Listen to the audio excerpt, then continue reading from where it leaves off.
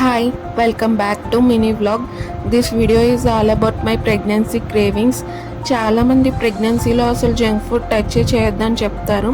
But junk food నాకు ఎప్పుడైనా తినాలనిపిస్తే 2 వీక్స్ ఆర్ 3 వీక్స్కి ఒకసారైనా తింటాను.